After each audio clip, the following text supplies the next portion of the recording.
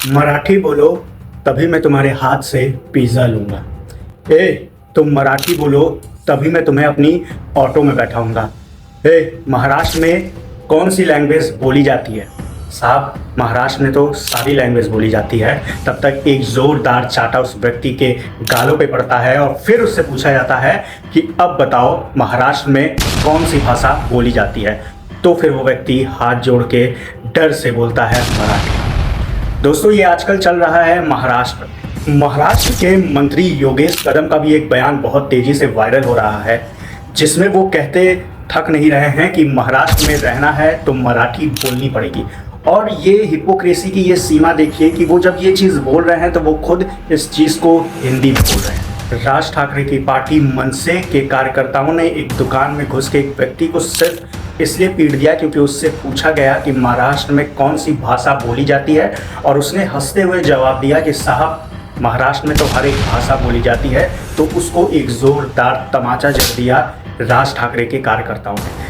राज ठाकरे अपने हर भाषण में ये कहते हैं कि जो महाराष्ट्र में मराठी नहीं बोलता उसको थप्पड़ जड़ दो। और 3 मार्च को उन्होंने एक भाषण दिया था, एक रैली जनसभा संबोधित कर रहे थे। उस जनसभा को संबोधित करते हुए उन्होंने ये कहा कि महाराष्ट्र में रहना है तो मराठी का आदर करना पड़ेगा, और जो व्यक्ति मराठी नहीं बोलता तुम अगर उसको एक थप्पड़ भी जड़ देते हो तो ये कोई गलत कार्य नहीं है।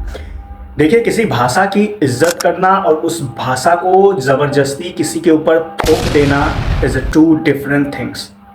जो लोग आजकल हिंदू मुस्लिम की लड़ाइयों में उलझे रहते हैं ना, आप खुद देखिए, महाराष्ट्र में हिंदू मुसलमान की लड़ाई नहीं हो रही है, ना ही जात की लड़ाई हो रही है। महाराष्ट्र में एक जात का व्यक्ति ही दूसरे जात के व्यक्ति को मार रहा है। क्यों? क्योंकि उनकी भाषा है। तो जो लोग ये कहते हैं कि हिंदू मुस्लिम की लड़ाई की वजह से हमारा देश पीछे जा रहा है, तो उनको मैं करेक्ट करना चाहूँगा कि सिर्फ लड़ाई की वजह से हमारा देश पीछे जा रहा है। क्योंकि अगर आप हिंदू मुस्लिम की लड़ाई ख़त्म कर देंगे तो जातियों में लड़ाई होगी, जातियों की लड़ाई ख़त्म कर देंगे तो वर्गों की लड़ाई होगी, वर्गों की लड़ाई ख़त्म कर देंगे तो क्षेत्रों की लड़ाई होगी, और क्षेत्रों की लड़ाई जब ख़त्म कर देंगे तो फिर सारी लड़ाई भाषा पे आ जाएगी। और वही देखने को मिल रहा है महाराष्ट्र में।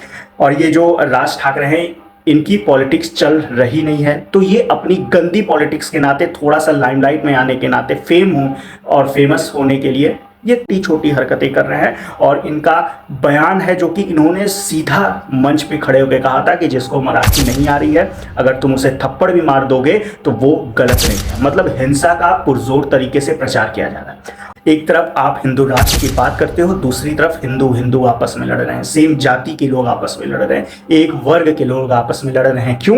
क्योंकि उनकी जबान अलग है, उनकी भाषा अलग है। देखिए, आप जिस भी क्षेत्र में जाते हैं वहाँ की भाषा सीखना बहुत ज़रूरी है, वहाँ की भाषा का सम्मान करना बहुत ज़रूरी है, लेकिन आप ज़बरदस्ती किसी पे अपनी भाषा थोप नहीं सकते। और ये भाषा किन पे थोपा जा रहा है? ये जो राज ठाकरे के 2 कौड़ी के कार्यकर्ता हैं, ये किस पे अपनी भाषा थोप रहे हैं? आपने ध्यान दिया? ये रिक्शे वाले पे अपनी भाषा थोप रहे हैं, जो बेचारा रेडी लगाता है आम की, जो बेचारा मेहनत करता है ताकि उसको रात में कुछ पैसे मिल जाए जिससे वो अपने घर को चला दे, उस पे जो है ये अपनी भाषा थोप रहे हैं। ये भाषा उस पिज़्ज़ा डिलीवरी बॉय पे थोप रहे हैं जिसकी कोई औकात नहीं है, जिसके पास कोई ताकत नहीं है। इनको ये नहीं पता कि इनकी जो फिल्म इंडस्ट्री चलती है, जो हिंदी फिल्म इंडस्ट्री चलती है, उसका जो मैक्सिमम रेवेन्यू है वो हमारे यूपी और बिहार से ही आता है।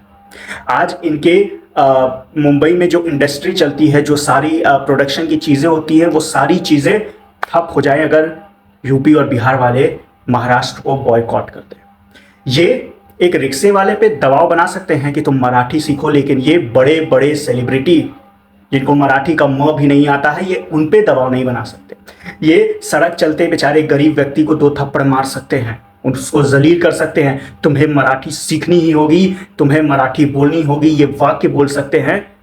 वही बड़े बड़े बिजनेसमैन जो यूपी बिहार से गए हैं, गुजरात से गए हैं, राजस्थान से गए हैं, उनको भी मराठी का म नहीं आता है, लेकिन उनके सामने ये हाथ जोड़ के बाऊजी बाऊजी बोलते हुए खड़े रहते हैं। ये दोहरा मानसिकता है महाराष्ट्र के लोगों का और राज ठाकरे का। राज ठाकरे की अगर हम बात करें तो उनका पॉलिटिकल करियर बिल्कुल खत्म हो चुका है, क्योंकि राज ठाकरे ने जिस सोच, जिस आइडियोलॉजी के साथ अपनी पार्टी को बनाया था, बाला साहब ठाकरे के आइडियोलॉजी के साथ, अब वो उस आइडियोलॉजी से इतना ज़्यादा भटक गए हैं कि अब वो उस चीज़ को हिंसक रूप से लोगों के सामने रख रहे हैं।